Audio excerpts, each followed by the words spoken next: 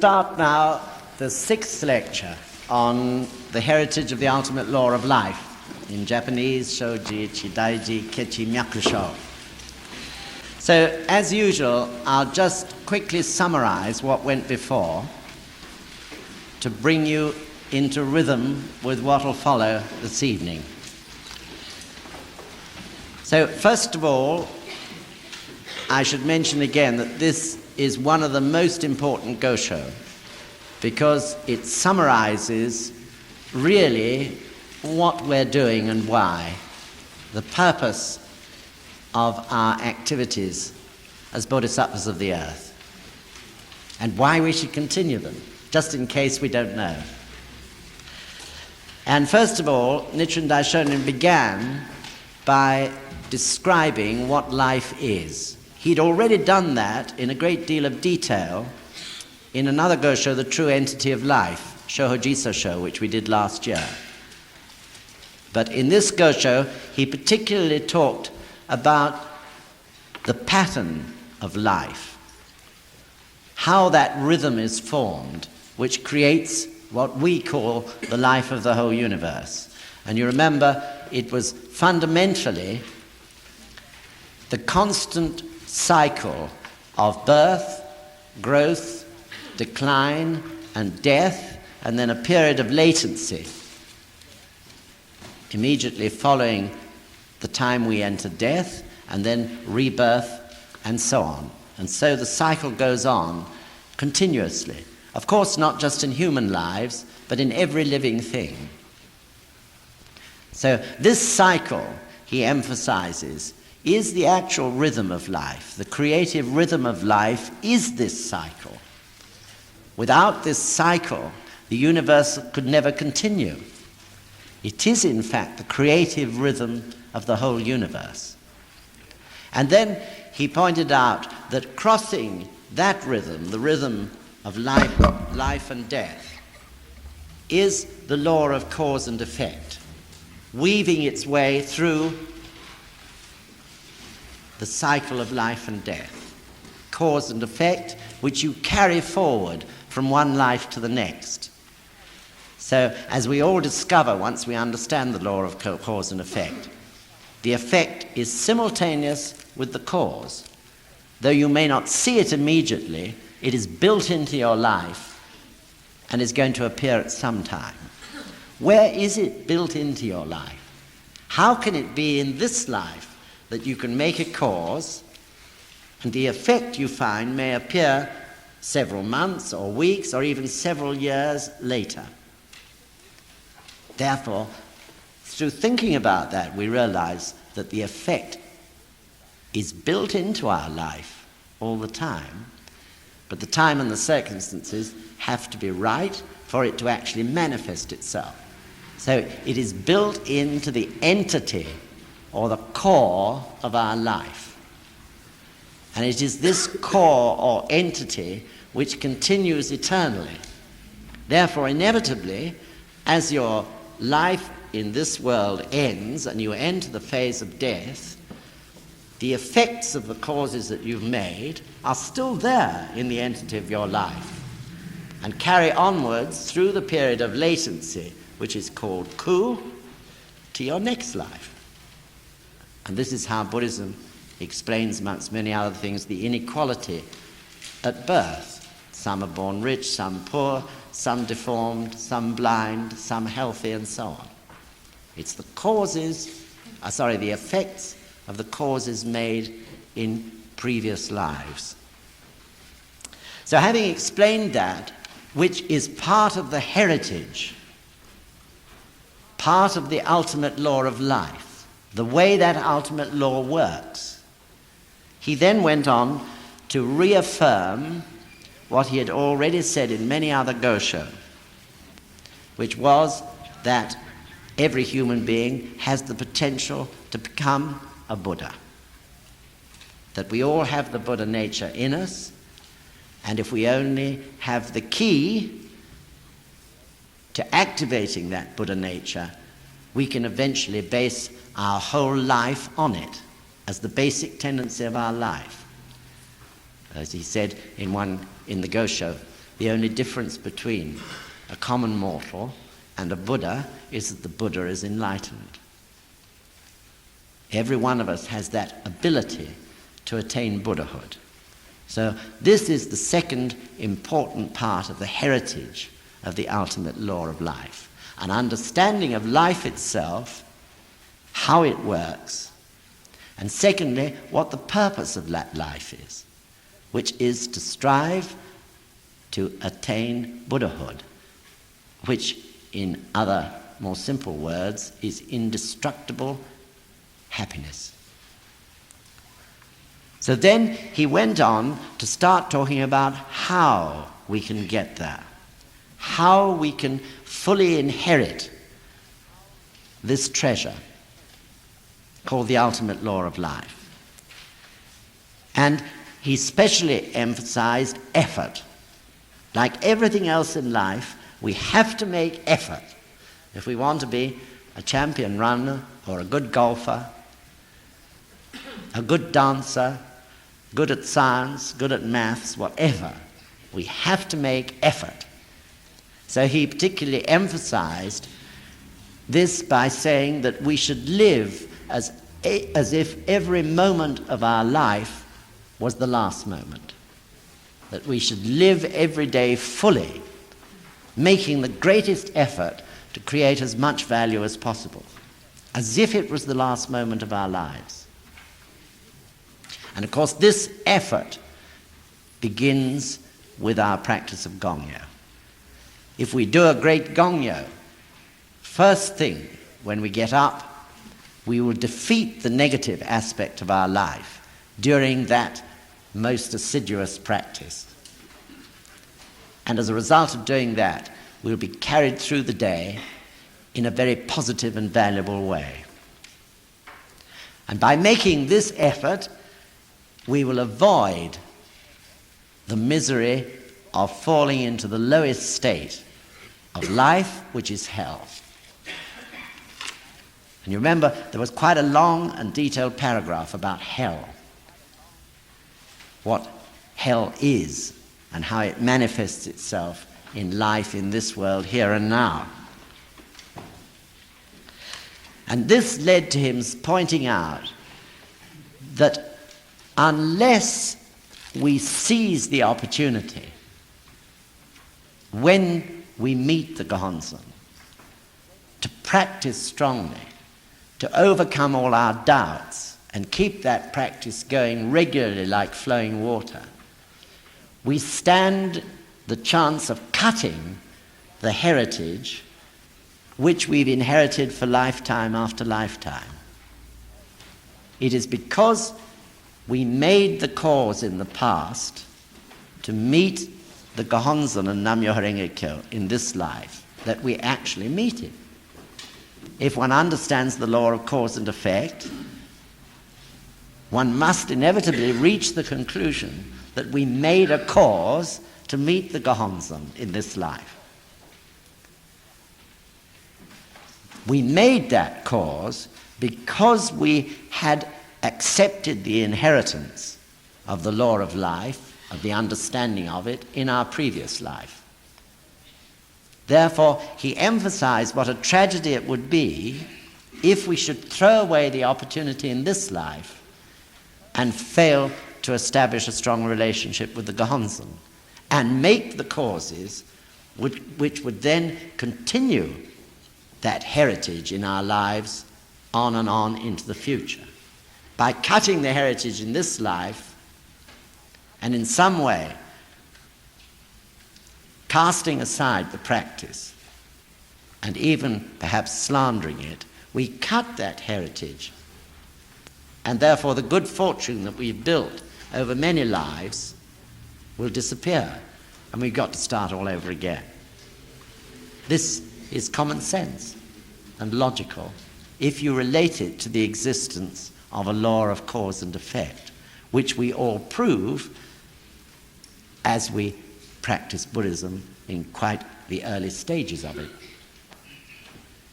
So this also emphasizes, of course, the need for shakabuku, the need to tell others about Buddhism. someone awoke us to Buddhism. Through that awakening, we can continue the inheritance of the law of life in this particular life. If we had not been shakabukud, we couldn't do it. Likewise, there are many others whose karma is such that they are waiting to continue that inheritance in this life. It's through our shakabuku, our telling others about Buddhism, that we can tap the lives of those people whose hearts are waiting for it, though they may not even know it. Then Nichiren Daishonin emphasized unity. He pointed out, and this was in the last lecture last month, that without unity, or itai doshin as we call it, the heritage can never continue, can never be passed on. We have to have unity to inherit the law ourselves and to pass it on to others. So the reasons for that were, first of all, through unity amongst those who are practicing Buddhism, we can encourage each other to challenge our doubts when they arise, and to shakabuku so that we can pass the law to others. Unless we had unity between ourselves, this would be very difficult. Sometimes when we're practicing, it's difficult to understand what may be happening to us. We are opposed by a negative force which could quite shake us and put many obstacles and difficulties in front of us. When these things happen, inevitably for a little while we shake. But it's because we have good friends around us who can say to us, just keep chanting, don't worry, this is the reason. Definitely if you keep chanting, you'll break through. It's because we have that encouragement amongst ourselves that we continue, and through continuing fully inherit the law. And it's because we can encourage each other to tell others about Buddhism that the law and the understanding of it is spread to others. So you can see that unity is vital. On our own, we couldn't do it. Definitely we couldn't do it. But because we have unity, we can. And secondly, of course, we need unity in order to show to others the universality of Buddhism. The fact that it doesn't matter what field of society you come from, what your social position is, what your education is, or the color of your skin is, or whatever, that you can practice Buddhism equally with the next man or the next woman and gain maximum benefit from it. Without unity, which is expressed when we gather together at our small discussion meetings, we can't convey that to others. So this support, this evidence of universality is very important in shakabuku. And thirdly, we each have a special ability. If the whole movement of Causton Rufu, of telling others about Buddhism, is to be successful, each of us must contribute our own special quality and ability towards that aim. Remember, I talked about the need for everyone at a discussion meeting to contribute something, because they would contribute that something which is special to them and which someone else can't do. And I likened it to the human body. The fingers, the arms, the legs, the ears, the eyes, all such different things, just like different people with different characters. But each of those parts has a very special role to play. And if each of those parts plays its role, then the body functions superbly. But if some of those parts don't work, it seriously afflicts the value of that entity. And the same thing with a discussion meeting. We are there, all different characters, so that we can contribute our own ability, making a beautiful whole. Some of us are fingers, some of us are eyes, some of us are ears, some of us tongue, and so on. Some good talkers, some good introducers, some good welcomers, some good person-to-person explainers, some good tea makers, so on and so forth. So unity is essential. And then we understand through that paragraph that, of course, the source of unity, the source of what I would call the incredible unity of Nichiren Shoshu Soka Gakkai, is the Gohonzon. If we fail to put the Gohonzon first in our lives, at our meetings, then that unity will disappear and we'll become like a gossiping social club. But it's because we have the Gohonzon and we put it first that that incredible unity can be maintained. The power of the Gohonzon and the rhythm of the Gohonzon is what maintains it. So the Gohonzon should be first in everything, in our home visits, at our meetings, at our cultural events, at our football matches, though you can't have a Gohonzon in the middle of the field. But the Gohonzon should be the basis of it all. Then the unity will continue. And of course, then within our own lives, the Gohonzon should be first. Then every aspect of our personal lives will also be in unity, harmony, and rhythm.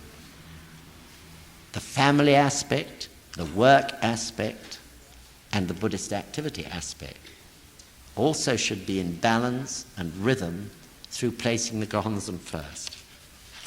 And last of all, last week, Nichiren Daishonin pointed out that if there was disunity caused by slander between members, one to the other, then this would be the quickest thing to destroy the whole movement for Causton Rufu, the whole movement of Buddhism, and would cut, or would be in danger of cutting, the heritage, so that the understanding of the law once again reverted to darkness. So therefore, slander is, in Buddhism, not one of, the most bad cause that you can possibly make. And whatever happens, we have to fight to overcome such bad feelings and get the help of others in order to be able to do so. Without that unity, without fighting against the possible chance of disunity, the whole of the heritage of Buddhism and the law of life could collapse. Therefore, in the Gosho Nichiren Daishonin said, the lion, the king of beasts, can withstand the attack of any animal, but it can be destroyed by a small parasite in its bowels.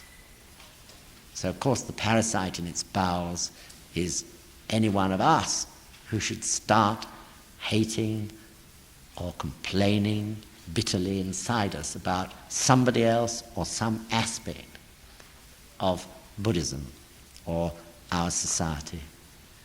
Therefore, all such things always should be brought into the open to make sure that that canker doesn't continue to grow inside us.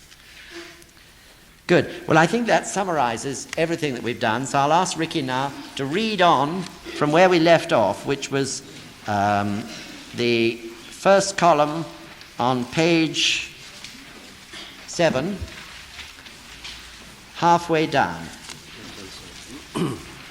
The left-hand side column. Nichiren has been trying to awaken all the people of Japan to faith in the Lotus Sutra so that they too can share the heritage and attain Buddhahood. But instead they attacked me time and again, and finally had me banished to this island. You have followed Nichiren, however, and met with sufferings as a result. It pains me deeply to think of the anguish you must be going through. Gold can neither be burned by fire nor corroded or swept away by water, but iron is vulnerable to both.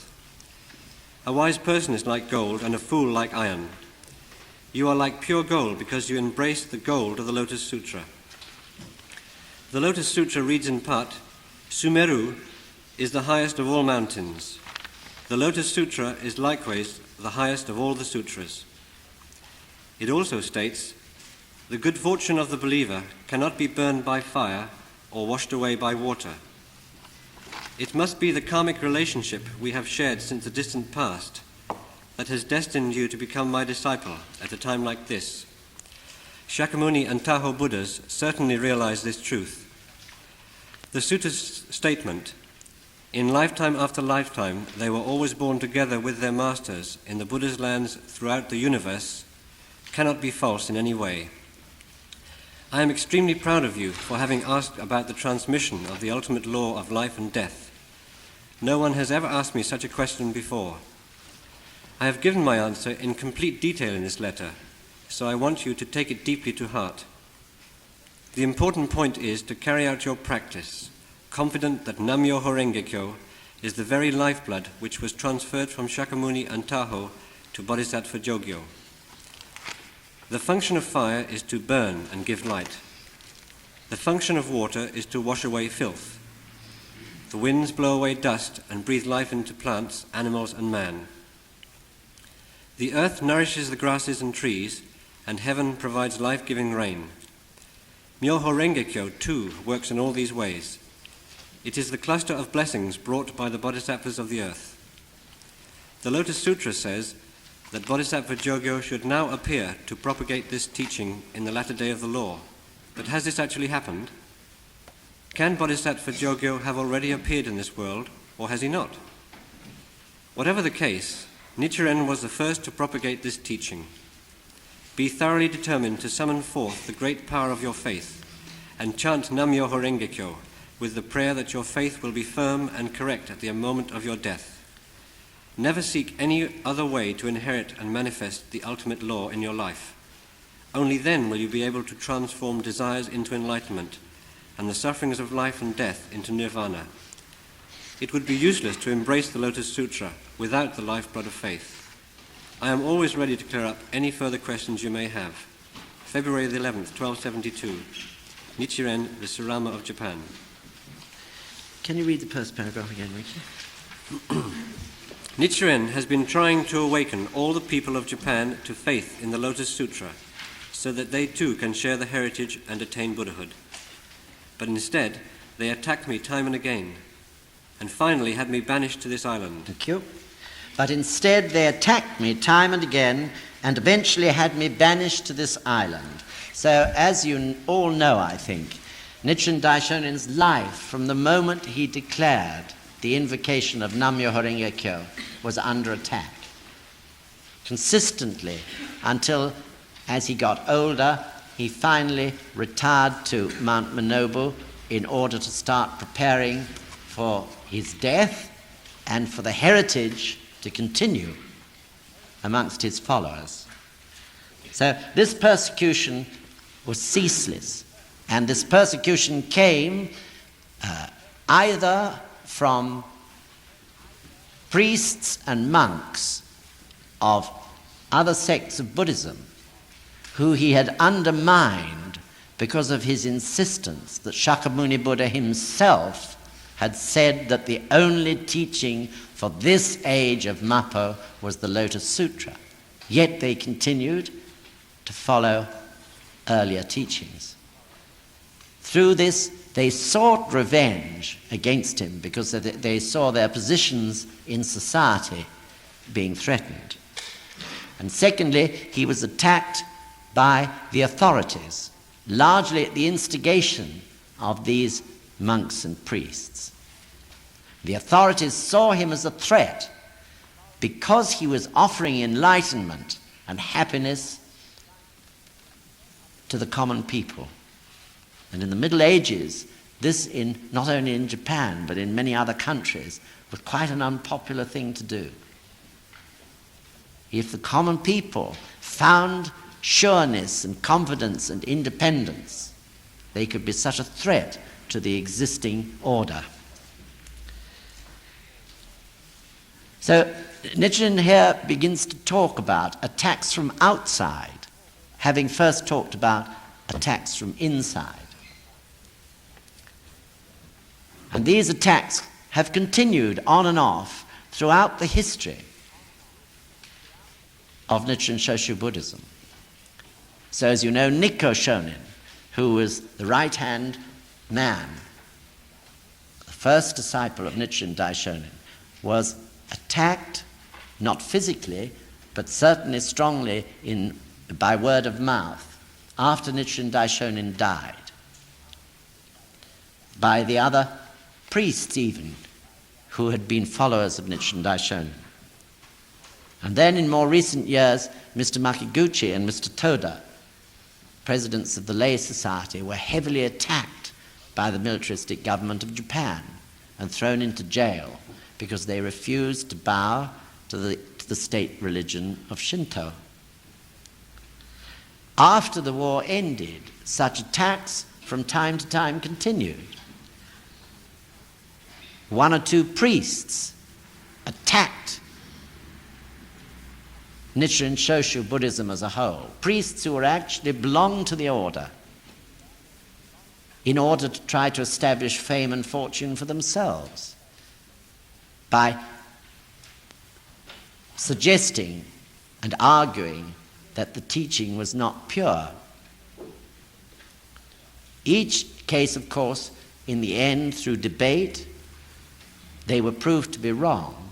But while those attacks occurred, they quite shook people and caused a great deal of anxiety and trouble. And of course, the Soka Gakkai in Japan has constantly been under attack. It rises and falls like the sea, sometimes heavy, sometimes light. Attacks, first of all, by other sects of Buddhism, just the same as it occurred in Nichiren Daishonin day, which had to be refuted and in public debate. People actually in the Soka Gakkai who, through some complaint or criticism, in other words, through Onshitsu taking a grip on them, fell away from the Soka Gakkai and tried to form their own sects, again for their own fame and fortune.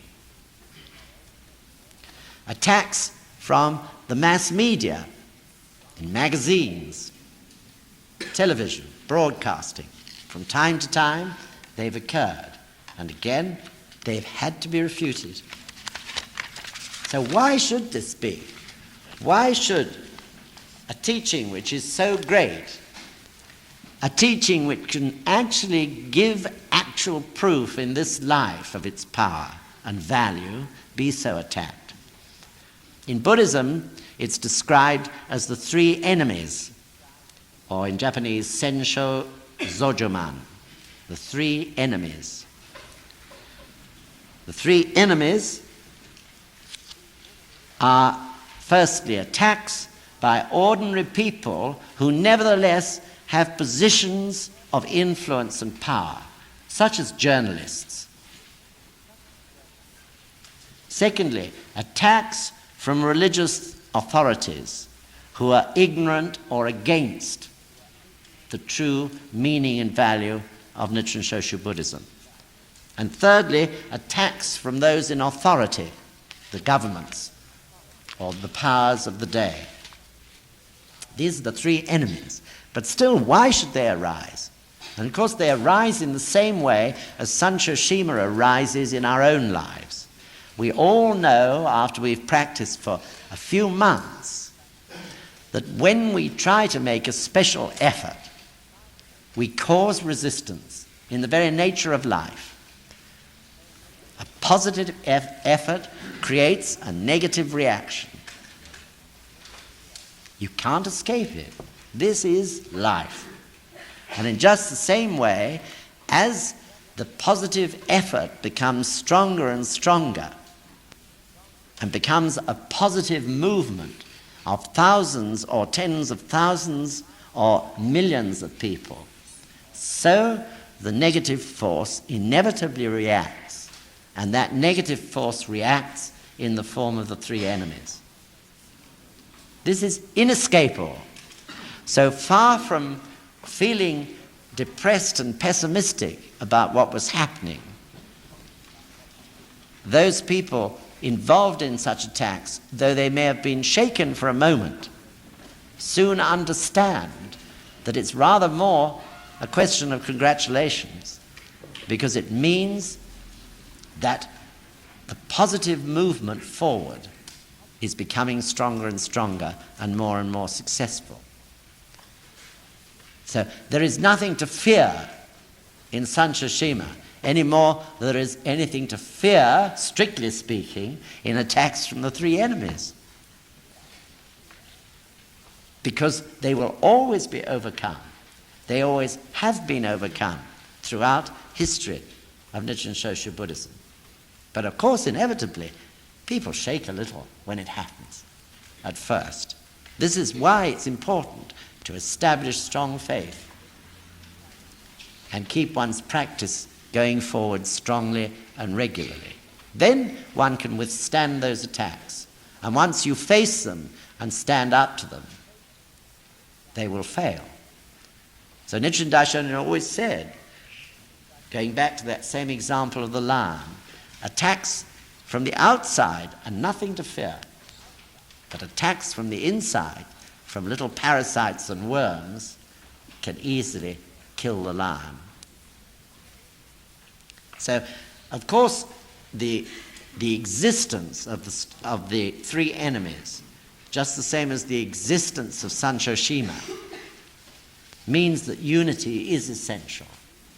We must have unity and friendship in order to strongly support and encourage each other in difficult times. So, of course, in the UK at the moment, we're far too small to have to worry about the three enemies.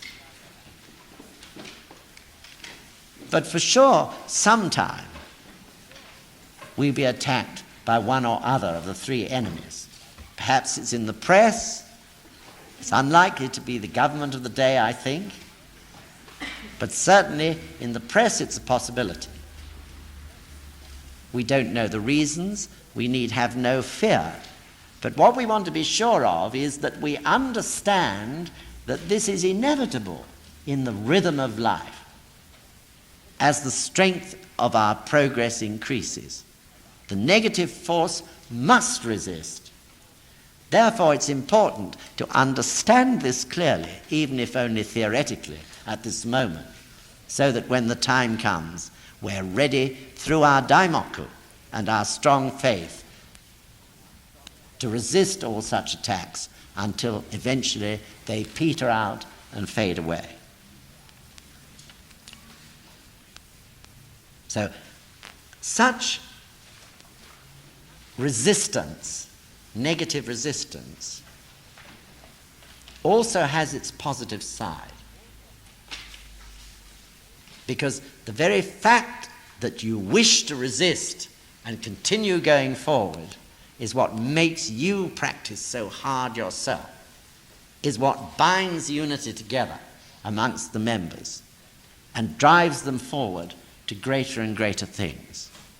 Without resistance, in the end we'd become complacent and soft, and the momentum of the movement forward would gradually peter out and die away. This is a human failing. But because there is resistance, because you have Sancho-shima in your life, obstacles and difficulties, which make you chant a lot of daimoku to overcome them, you take another great step forward towards your happiness and to establishing strong faith in your life and giving actual proof of the power of the Gohonzon. And in a bigger sense, it's the same with the three enemies. So I hope that's clearly understandable to everybody. So, of course, we have the Soka Gakkai. established now throughout the world, with some 20 million members in all. Of course, in each part of the world, Daimoku is in support of anyone who is undergoing such difficulties. Of course, therefore, it's necessary for us to maintain unity, not only within us in NSUK, but also between us and Japan, between us and the other European countries, between us and the United States.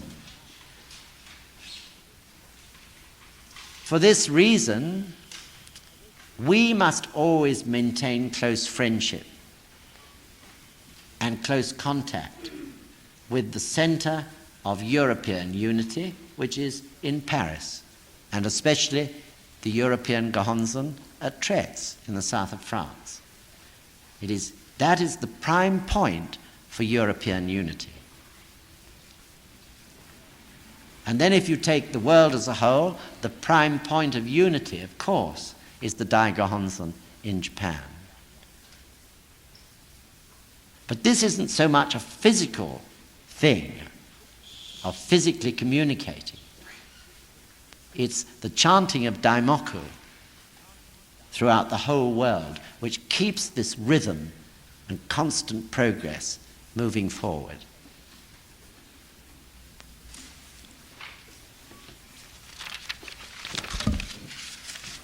Ricky. You have followed Nichiren, however, and met with sufferings as a result. It pains me deeply to think of the anguish you must be going through. Thank you very much. So Nichiren Daishonin is really in this line expressing his compassion for Saironbo, to whom this letter was written. Saironbo was a member of the Tiantai sect.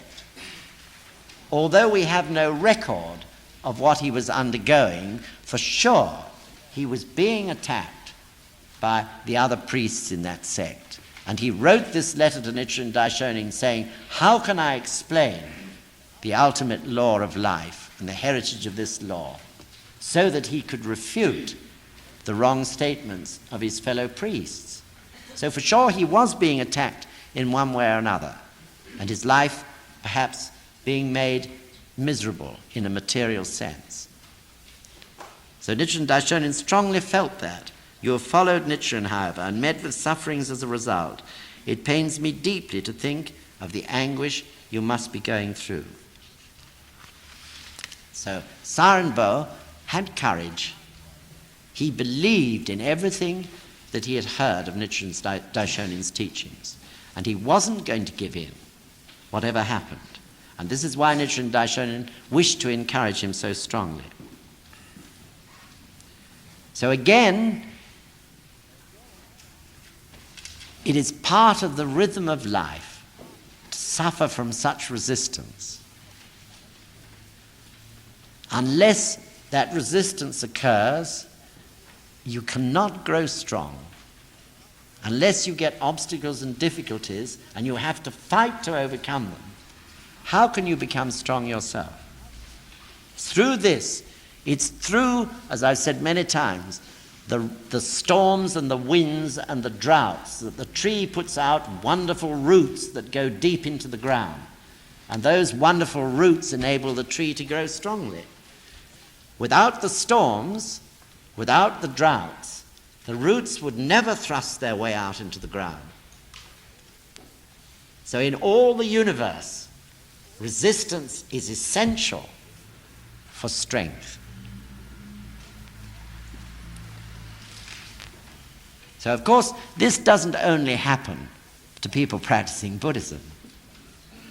Resistance, negative resistance, appears to anyone challenging something strongly. But through the practice of Buddhism, that challenge, that desire to advance, is made that much stronger. Therefore, the resistance is that much more noticeable. So, of course, outside of Buddhism, people who have no Gohonzon often when they get such resistance, they panic. They make wrong decisions. They run off in the wrong directions. Or they run backwards and retreat. Not everybody. Of course, there are many great people who have challenged such resistance and overcome it. But in one way or another, most of them suffered deeply in the end. But through the Causton, we can challenge it and continue to move forward. So Nam-myoho Renge-kyo really is like a compass that will guide you through whatever storm you may encounter. And for sure, you'll reach your target. So you all know, I think, the famous Gosho, but it stands constantly repeating, called the letter to Nike. You must be assiduous in your faith from the beginning to the last moment of your life. Otherwise, you'll have regrets. For example, the journey from Kamakura to Kyoto takes 12 days. If you travel but for 11 and cease on the 12th, how can you view the moon over the capital?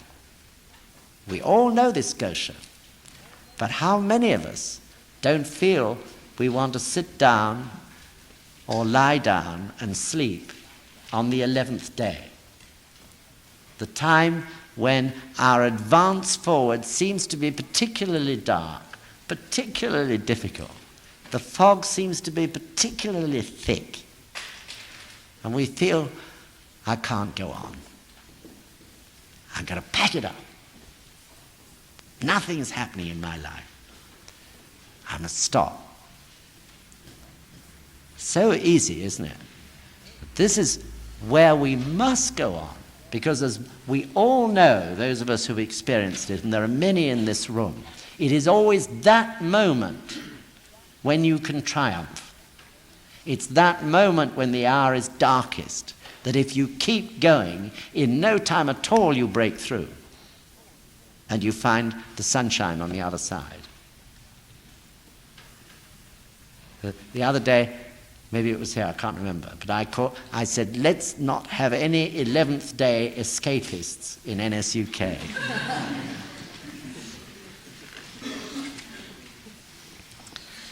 Okay, Ricky.